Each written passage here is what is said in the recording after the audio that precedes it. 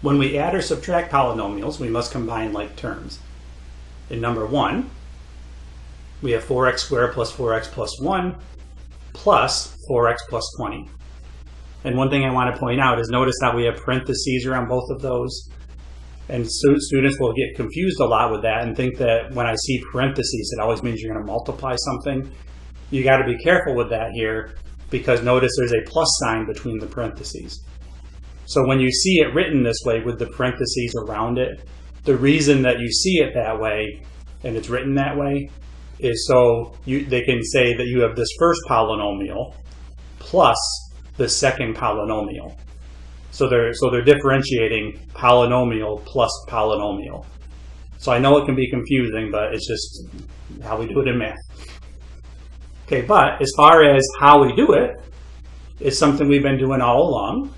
And you look at, the way that I look at it is you take the largest exponent in the first one, 4x squared, and are there any other x squared terms that combine here?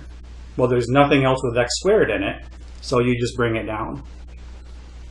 Now, sometimes what I like to do is just to keep track of what I've already used. If you just put like a little line through it to show that you've already taken care of that term, that'll help keep it organized.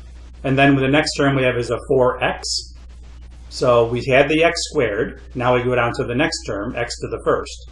So 4x plus 4x would give you 8x.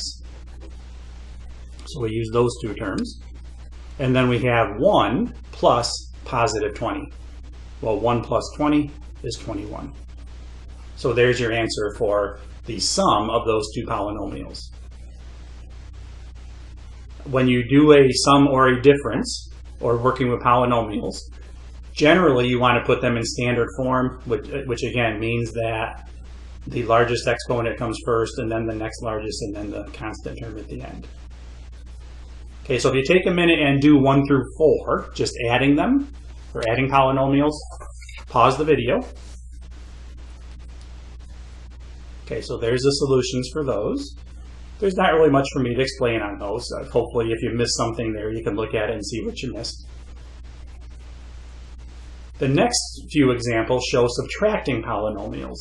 And these are the ones that students miss the most often. So in number 5, we have this polynomial minus that polynomial. Well, when you subtract polynomials, that subtraction sign means that you're subtracting this entire polynomial. So what that means is you're subtracting a 3x, and then you're subtracting a 4. So one thing that I like to do is just kind of underneath the original polynomial that you have, go through and distribute that negative sign. And what that essentially does is when you look in the parentheses, the minus in front will switch all of the signs inside the parentheses.